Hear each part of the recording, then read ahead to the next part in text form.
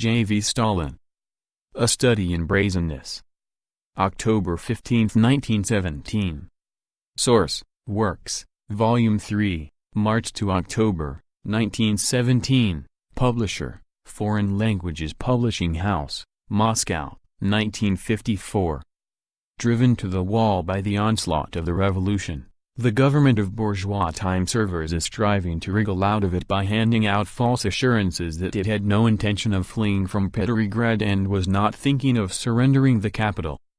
Only yesterday it was being publicly stated, Izvestia, that the government was removing to Moscow, as it considered the position of the capital precarious. Only yesterday there was open talk, Defense Committee, see footnote 1, of surrendering Petrograd, and the government was demanding the removal of the guns from the approaches to the capital. Only yesterday landlord Rodzianko, the confederate of Kerensky and Kornilov in the plot against the revolution, was welcoming the government's surrender decision, for he wanted to see Petrograd, the Navy and the Soviets perish.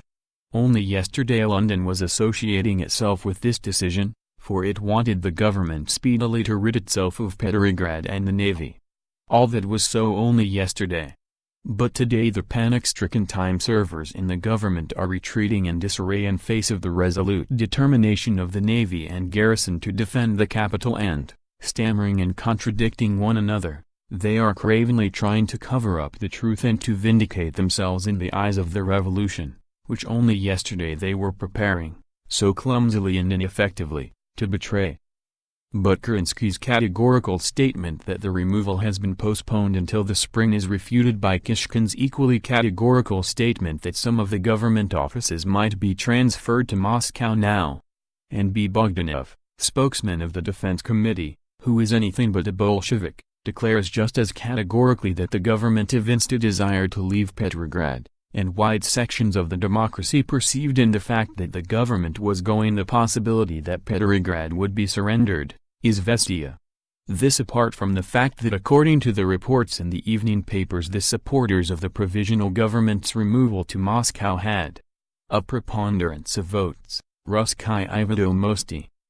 These miserable pygmies of the provisional government. They have been deceiving the people all the time. What else could they fall back on except deceiving the masses again in their attempt to cover up their disorderly retreat? But time servers would not be time servers if they confine themselves to deceit. Kerensky is retreating and resorting to deception to cover up his retreat, but at the same time he hurls accusations, plainly hinting at our party, and rants about recrudescence of rioting, dangerous enemies of the revolution, blackmail, perversion of the masses, hands stained with the blood of innocent victims and so on.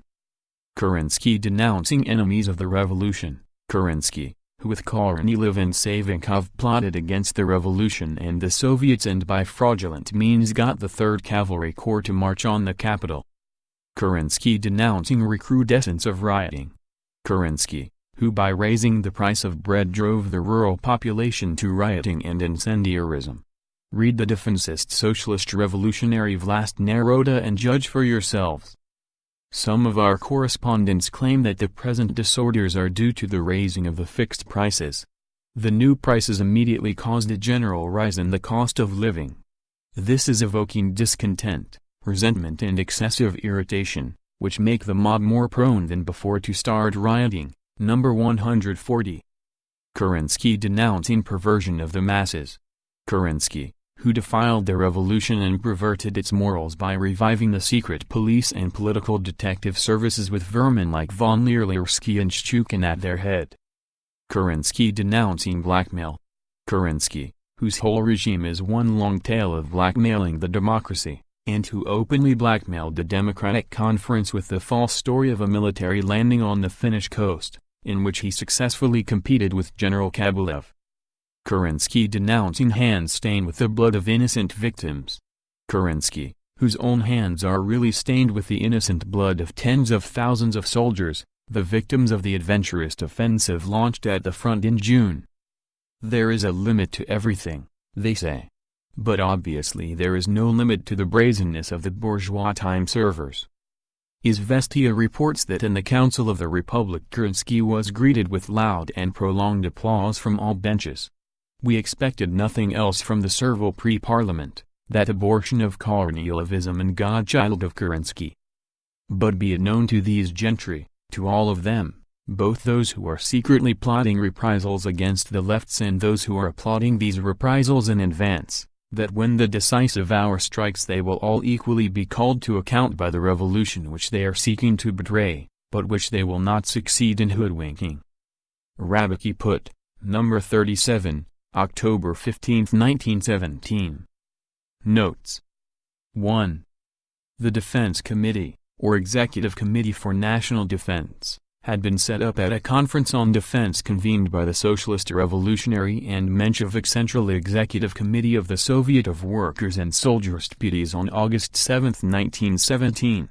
The Defense Committee supported military measures adopted by the provisional government in the interests of the bourgeois and landlord counter-revolution, withdrawal of the revolutionary troops from Petrograd, etc.